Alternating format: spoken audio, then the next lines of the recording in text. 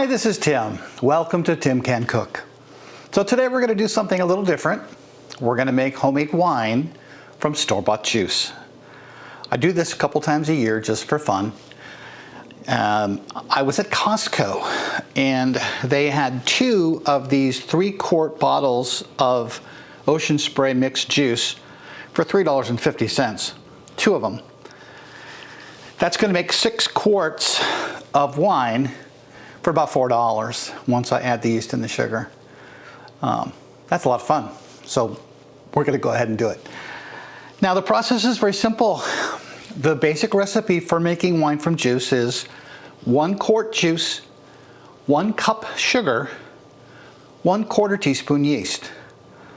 The yeast I'm using is Red Star wine yeast.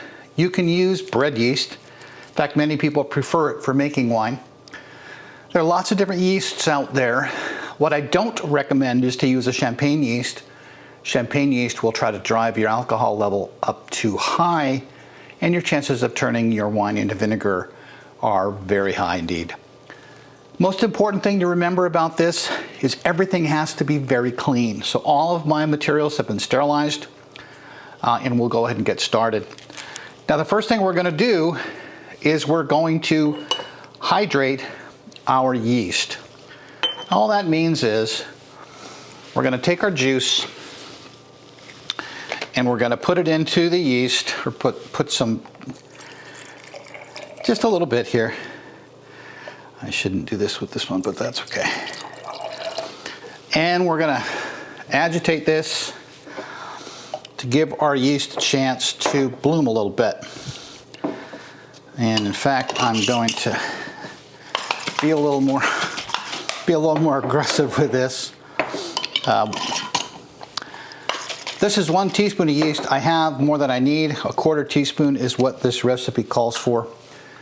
So I'm not worried about yeast that's stuck to the side. So we're going to add our sugar and then get it blended really well. Get it mixed up really well. This is just plain old white sugar. Now the sugar will be turned into alcohol by the yeast. So it's important that you actually use the right amount of sugar. Now I'll put this in dry, put this in first with a dry funnel because I only have 1 decent sized funnel. And when my funnel gets wet with the juice, you'll never get the sugar in. So we'll go ahead and get the sugar into both of these right away. And then we'll agitate it. And you see it's getting stuck a little bit. So we'll just use a chopstick to encourage it. I don't do this often enough to go buy funnels with bigger holes in them. If I was doing this on a regular basis, I'm sure I would. But this process will work just fine. So we'll get our sugar down in there. And now we're going to add our juice. So again, this is a combination cranberry, apple, grape from Ocean Spray. And we're going to do this in a multi-step process. So first step is to get this sugar dissolved.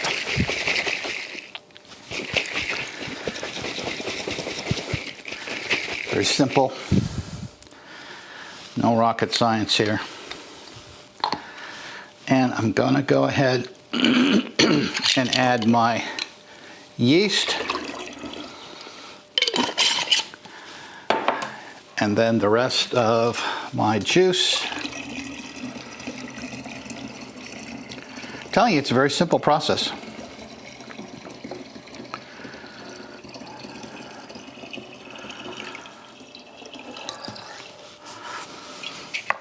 And that's one. We'll just do this to the second one.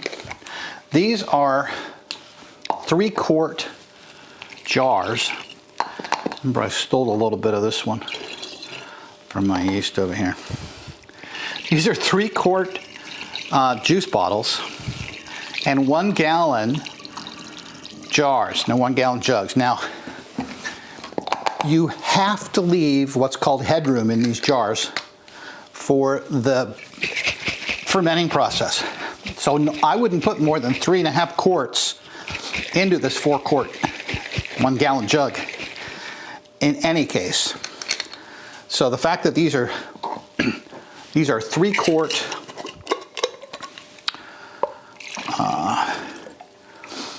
juice bottles actually works out perfect, because I wouldn't use more than 3.5. Again, we'll just put the rest of our juice in here. And I'm actually quite excited. I've had this combination before with this ocean spray juice, and it's quite nice. No, it's not a fancy bottle of wine, but it is quite nice. So, we have our yeast in here. We have our sugar in here. We have our juice in here. And we're ready to let these ferment. It really is just that simple. Now, some of these sugars are going to settle to the bottom. You know, they don't really dissolve really well in that cold juice, but they'll be okay. The last bit of shaking we did there is really called aerating. And we only want to do that for the first 24 hours of making this wine.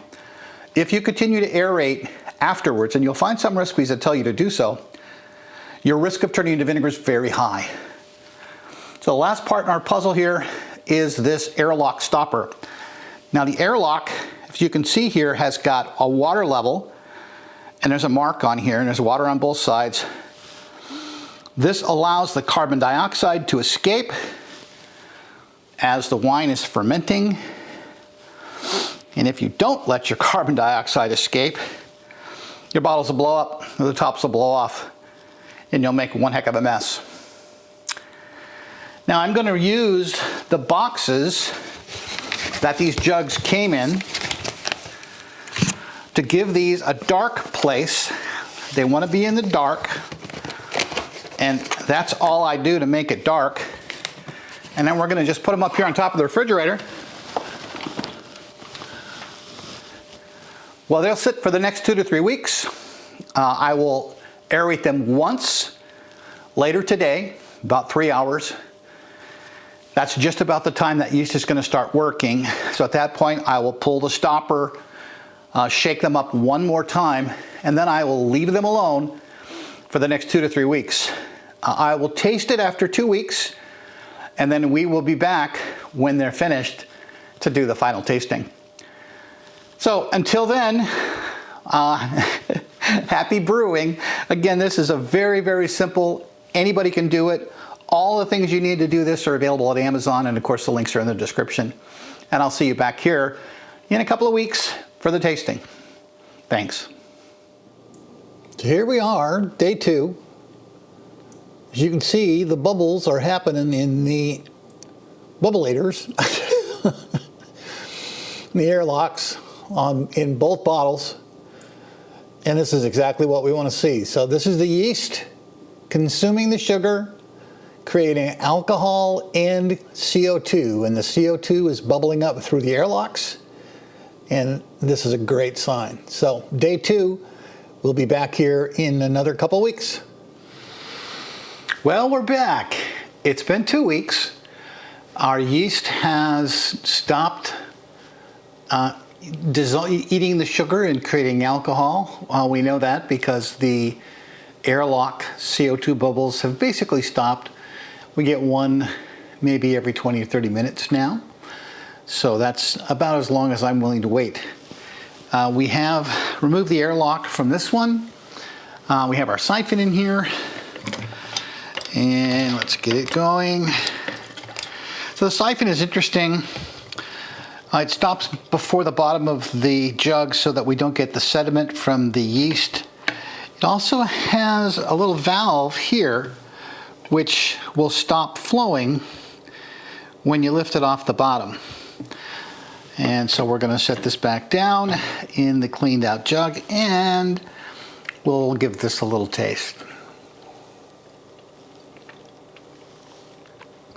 Oh, that's nice. I did not do the specific gravity test before we started. I will do one in a little bit, but this to me feels like it's like a house wine. So there's nothing fancy. It's just fruit juice wine. In this case, made from a combination fruit juice for $3.50 for basically, what is that, 6 quarts? And it's very drinkable. It'll be fun to have in the refrigerator. I will go ahead and siphon both of these off and refill these jugs. And then I'm going to have a little bit of wine with my dinner tonight. So I hope you've enjoyed this episode. It's a very simple process to make wine. Just make sure that you're using 100% fruit juice, real fruit. Add your sugar, yeast, and enjoy the process. So I will see you again next time on Tim Can Cook.